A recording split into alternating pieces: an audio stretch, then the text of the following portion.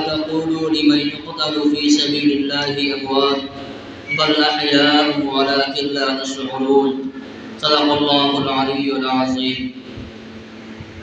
وقال الله تعالى في مقام آخر: ولا تحسبن الذين قتلوا في سبيل الله أمواتا بل أحياء عند ربهم يرزقون. صدق الله العلي العظيم. میرے محترم بزرگوں اور میرے دینی بھائیوں، جیسا کہ آپ سبھی حضرات کو یہ بات بخوبی معلوم ہے کہ اسلامی مہینوں کے اعتبار سے یہ مہینہ محرم الحرام کا مہینہ چل رہا ہے۔ یہ مہینہ زمانہ جہالت میں بھی نبی اکرم صلی اللہ علیہ وسلم کے آنے سے پہلے بھی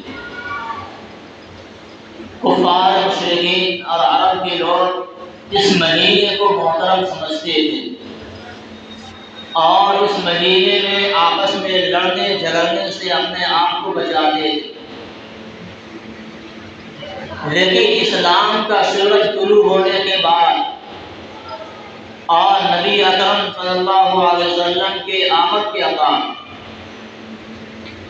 جو 4 مہینے حرمت کے کہلاتے ہیں، ان تمام حرمتوں کے مہینے میں مزید اضافہ ہو گیا اور رمضان المبارک کا روزہ فرض ہونے سے پہلے عاشورہ کا روزہ فرض تھا، یعنی 10ویں محرم کا روزہ فرض تھا، لیکن جب رمضان المبارک کا روزہ فرض ہو گیا تو اب عاشورہ کا روزہ مستحب ہو گیا۔ جس کا جی چاہے روزہ رکھے، جس کا جی نہ چاہے نہ رکھے، جو رکھے گا ان کو ثواب ملے گا۔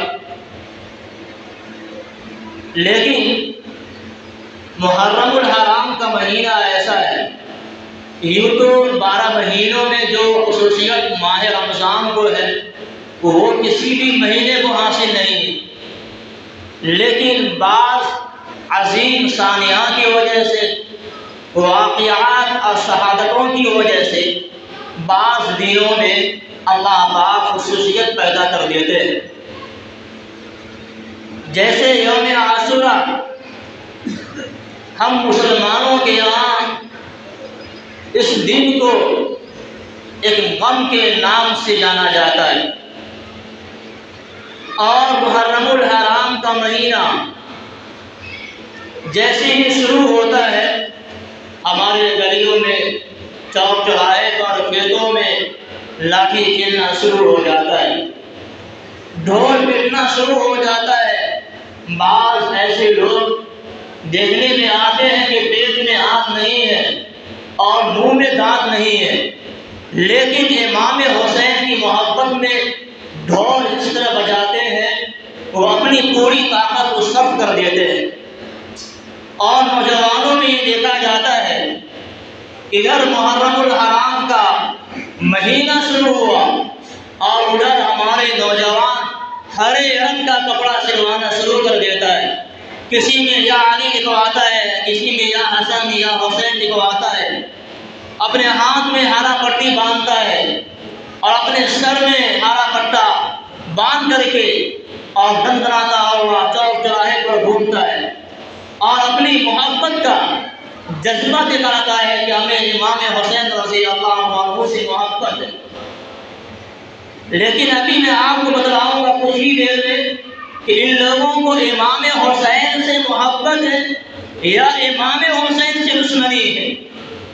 اگر واقعی میں ان لوگوں کو امام حسین سے محبت ہوتی تو اپنی زندگی میں ایک نماز کو بھی قضا نہیں کرتا، چھوڑنے کی بات تو دور کی ہے۔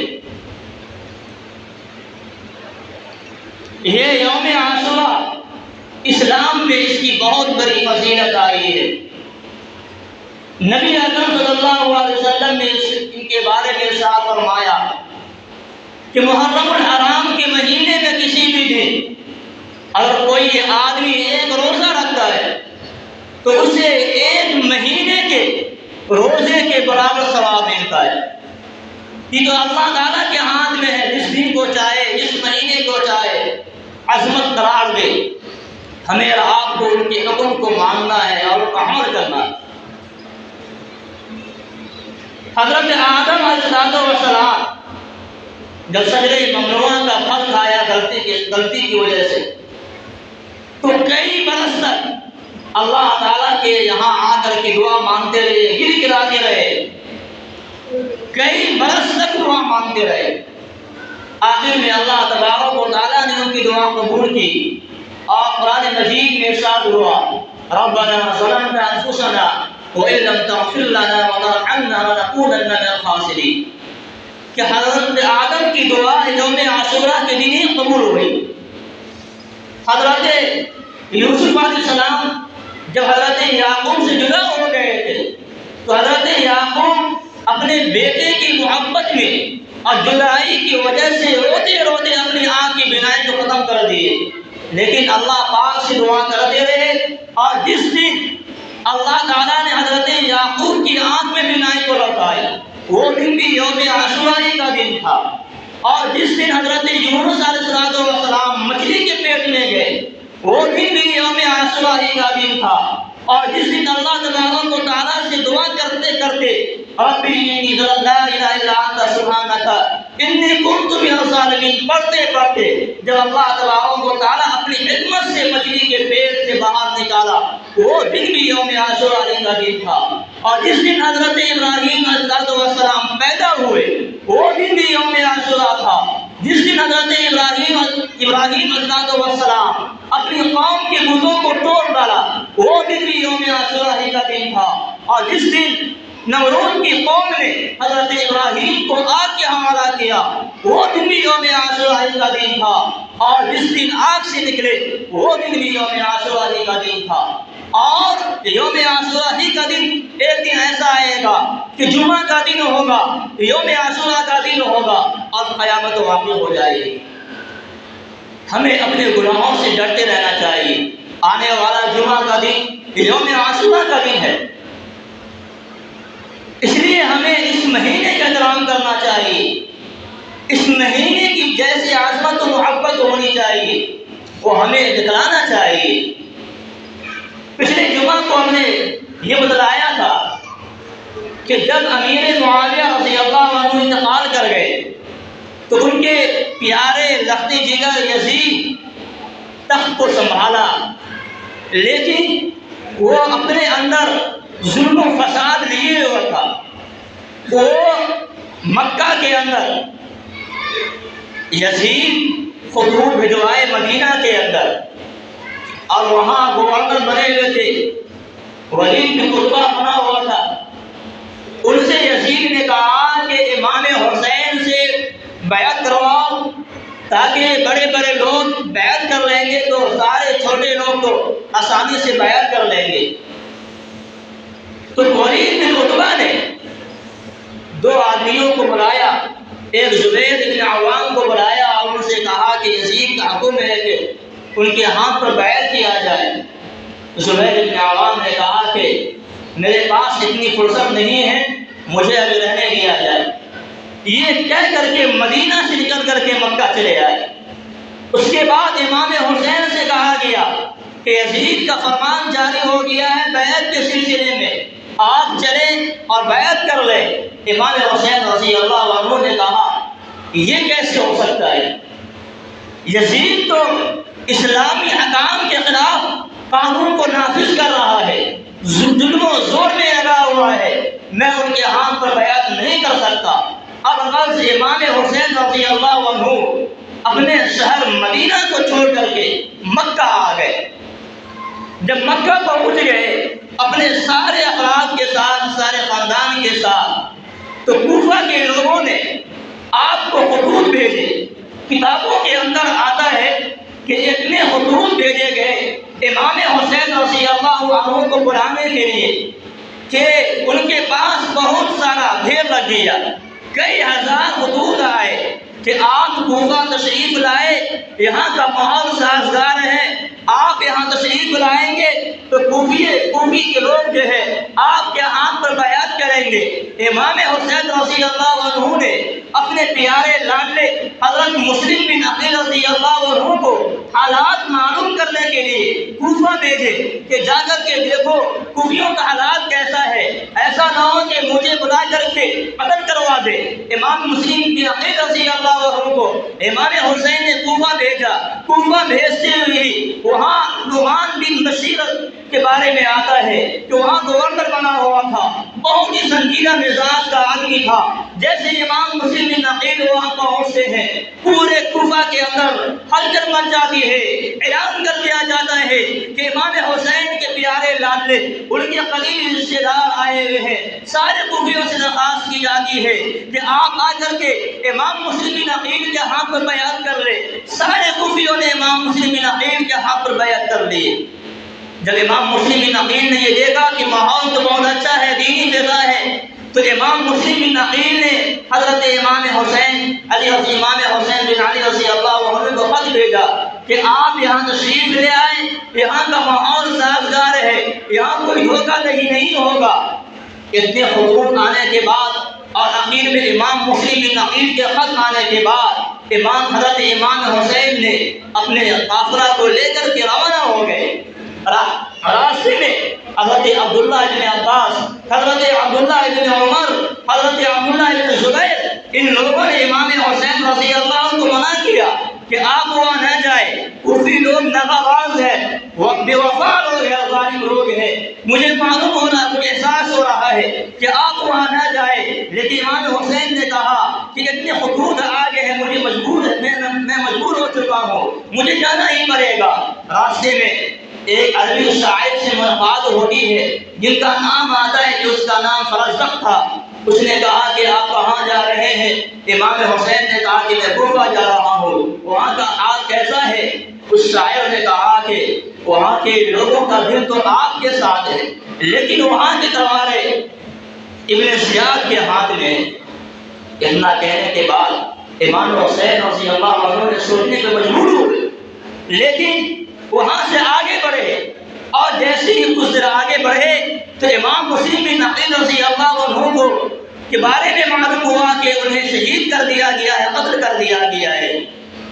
یہی جگہ ہے جہاں امام مسلم بن عقیل کے خاندان والوں نے امام حسین سے کہا کہ امام حسین اب آپ کو یہاں سے سوچنے کی بات نہیں ہے، اب آپ یہاں سے آگے بڑھتے رہیے، یا تو امام حسین کے خون کا بدلہ لیں گے یا اپنے آپ کو قربان کر دیں گے۔ امام حسین رضی اللہ عنہ اپنے 72 جانشین کے ساتھ روانہ ہو جاتے ہیں، کوفہ پہنچتے ہیں۔ جیسے ہی کوفہ پہنچتے ہیں، یزید جو وہاں کا حاکم تھا اس نے وہاں کے گورنر کو تبدیل کر دیا اور ابن زیاد کو وہاں کا گورنر بنا دیا۔ ابن زیاد کے دل بہت بڑا سیاہ تھا، بہت بڑا پاپی تھا، گناہ گار آدمی تھا۔ اس نے پورے کوفیوں میں اعلان کر دیا کہ امام حسین شہر میں آ گیا ہے۔ جن لوگوں نے امام مسلم بن عقیل کے ہاتھ پر بیعت کر لیا تھا وہ اپنے بیعت سے باز آ جائے، اور امام حسین رضی اللہ عنہ کے بارے میں یہ حکم جاری کر دیا کہ امام حسین کو گرفتار کر کے میرے پاس جمع کیا جائے اور ان کے تمام قافلے کو میرے پاس لایا جائے۔ عبداللہ ابن زیاد نے ایک آدمی عمر بن سعد کو بھیجا اور کہا کہ ابن زیاد نے آپ کے بارے میں کہا ہے کہ آپ وہاں تشریف لے چلے۔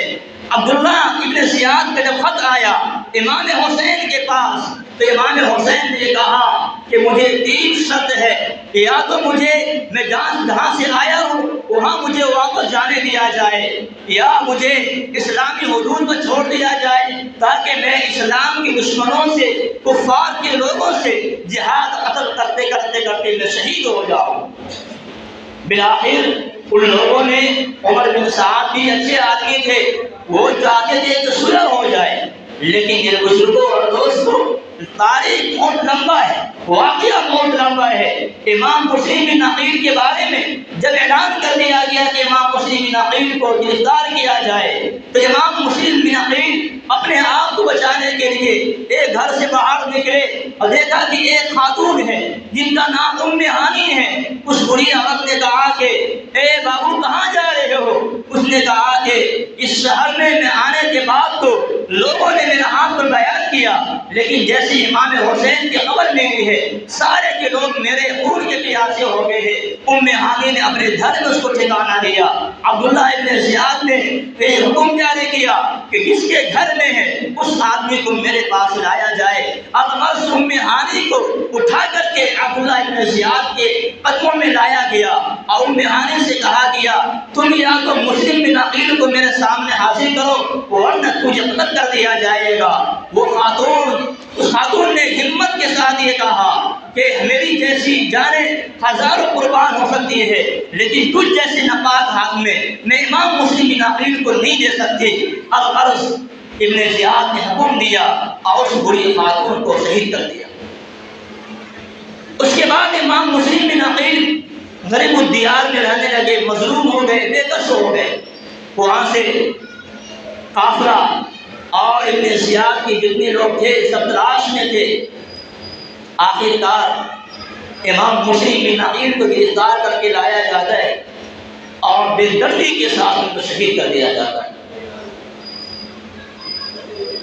امام حسین رضی اللہ عنہ جب یہ خبر پہنچتی ہے تو خون کا بدلہ لے کے کوفہ روانہ ہو جاتے ہیں، لیکن ابن زیاد اپنے لوگوں کو برابر بھیجتا رہا کہ وہ بیعت کی تیار ہو جائے، ہمارے ہاتھ پر بیعت کر لے۔ میرے بزرگوں اور دوستوں، آج ہمارے شہر میں گاؤں دیہات میں کسی کا باپ کا انتقال ہو جائے، کسی کی ماں انتقال ہو جائے، کسی کا بھائی انتقال ہو جائے تو ہم اپنے باپ ماں کے نام پر جو دنیا سے جا چکے ہیں ان کے نام پر ڈھول نہیں بجاتے، ان کے نام پر لاٹھی نہیں کھیلتے ہیں۔ یہ ہمارے غیرت کا تقاضا ہے، ہم نہیں کھیلتے ہیں۔ لیکن امام حسین رضی اللہ عنہ جن کے بارے میں اللہ کے رسول نے کہا کہ یہ جنت کے نوجوانوں کی سردار ہے، یہ ہمارے پھول ہے۔ نبی اکرم صلی اللہ علیہ وسلم حضرت حسن اور حضرت امام حسین رضی اللہ عنہ سے بے انتہا محبت کرتے تھے کیونکہ آپ کے نوازا ہے۔ حضرت امام حسین رضی اللہ عنہ کے لیے 7 محرم الحرام کو پانی بند کر دیا گیا۔ آپ کے ساتھ 6 ماہ کا بچہ علی اصغر بھی موجود ہے، 18 سال کا بچہ امام اکبر علی بھی موجود ہے۔ میرے بزرگوں دوستوں، 7 محرم الحرام کو پانی بند کر دیا گیا۔ امام حسین نے اپنے دشمنوں سے یہ کہا کہ مجھے 1 رات کا موقع دو، اور آپ نے یہ موقع اس لیے حاصل کیا کہ ایسا نہیں ہے کہ یزید کے ماننے والوں سے میں سمجھوتا کر لوں، بلکہ اس لیے مانگا تاکہ میں پوری رات اپنی زندگی کا جو میں پوری رات اللہ تعالیٰ کے آگے جھک کر کے سجدہ میں ریز ہو کر کے اللہ سے دعا کرتا رہو کہ اللہ نے جس کام کے لیے روانہ ہوا ہو، جس نبی کے دین کو بچانے کے لیے روانہ ہوا ہو، آپ اس دین کو قیامت تک کے لیے قبول فرماؤ۔ امام حسین رضی اللہ عنہ پوری رات تہجد میں گزار دی۔ آخر کار یوم عاشورہ کا دن آتا ہے، آپ کے ساتھ جہاد ہو جاتا ہے، شروع ہو جاتا ہے، لڑائی شروع ہو جاتی ہے، اور ایک طرف دشمنوں کا لشکر ہے، ایک طرف امام حسین کا لشکر ہے۔ امام حسین کے ساتھ بچے بھی ہیں، بڑے بھی ہیں، بوڑھے بھی ہیں، خواتین بھی ہیں۔ آخر سب سے پہلے امام حسین رضی اللہ عنہ کے بڑے بیٹے امام اکبر علی رضی اللہ عنہ آگے بڑھتے ہیں، لیکن دشمن نے پیچھے سے حملہ کر کے ان کو شہید کر دیا۔ اس کے بعد امام حسین رضی اللہ عنہ اپنے چھوٹے 6 ماہ کے بچے کو اپنے گود میں لے کر کے دشمنوں سے یہ کہا کہ دشمنوں یہ بتلاؤ کہ اس بچے کے ماں باپ نے تمہارے پر کیا ظلم کیا ہے کہ تم نے میرے بچے کو یہ خنجر چلا دیا، پانی بند کر دیا۔ کیا تم مجھے جانتے نہیں ہو کہ میرا خاندان کیسا ہے، میرا نسب کیسا ہے، میری ماں کا نام کیا ہے، میرے نانا کا نام کیا ہے، میرے باپ کا نام کیا ہے؟ یہ تقریر لمبی ہوئی، کتابوں میں آتا ہے کہ امام حسین نے جو بیان کیا، اگر پہاڑوں کو بیان کیا جاتا تو پہاڑ ٹکڑے ٹکڑے ہو جاتا، بادل کو بیان کیا جاتا تو بادل برس پڑتا، زمین کو بیان کیا جاتا تو زمین پڑ جاتی، لیکن امام حسین ایسے سخت دل لوگوں سے کام کر رہے تھے جن کے دل پتھر بلکہ اس سے بھی زیادہ سخت ہو چکا تھا، بلکہ ظالموں نے بیان سننے کے بعد اپنا خنجر چلایا، اچھے ماں کے بچے کو حلق میں آ کر کے وہ شہید ہو۔ اس کے بعد امام حسین رضی اللہ عنہ پر حملہ ہوتا ہے اور ایک بدبخت جن کا نام شیبہ آتا ہے، انہوں نے امام حسین پر حملہ کیا اور آپ کے گردن کو، آپ کے سر مبارک کو جسم سے الگ کر دیا اور آپ کے لاٹھیوں سے، اپنے لاٹھیوں سے، اپنے نیزے سے آپ کے ٹھوڑ کو ایسے مارا دیا۔ آپ کے پاس میں موجود حضرت زید بن ارقم رضی اللہ عنہ نے کہا کہ اے ظالم، خدا سے ڈر، تم کس کے ہونٹ پر تلوار مار رہے ہو؟ کیا تمہیں معلوم نہیں ہے کہ نبی اکرم نے اس ہونٹ کو گوسا دیا کر دیے؟ اب بزرگوں دوستوں، یزیدیوں نے جس طریقے سے امام حسین کے سر مبارک کو لے کر کے پورے محلے میں لے کر کے اس کو دوڑتا ہوا ملتا رہا اور اس کے ساتھ بدسلوکی کیا، اس کی جسموں کو گھوڑے دوڑا لیے گئے، خیمے میں بیٹھی ہوئی عورتیں پردہ نشی حضرت زینب رضی اللہ عنہ بیکار آ گئی، پھر خلاص منظر تھا۔ میرے بزرگوں دوستوں، امام حسین رضی اللہ عنہ کی شہادت اس لیے نہیں ہوئی کہ ہم ہر سال محرم کا چاند دیکھنے کے بعد لاٹھی کھیلنا شروع کریں۔ میرے بزرگوں اور دوستوں، ان چیزوں سے باز آئیے اور اپنے آپ کو دیندار بنیے، اور اپنے آپ کو اگر امام حسین سے محبت دلاتے ہیں تو امام حسین کے بارے میں آتا ہے کہ پوری زندگی نماز نہیں چھوڑے۔ ہماری آپ کی زندگی کیسی ہے؟ ایک بخار آتا ہے، ہم ایک مہینے کی نماز پڑھا کر دیتے ہیں۔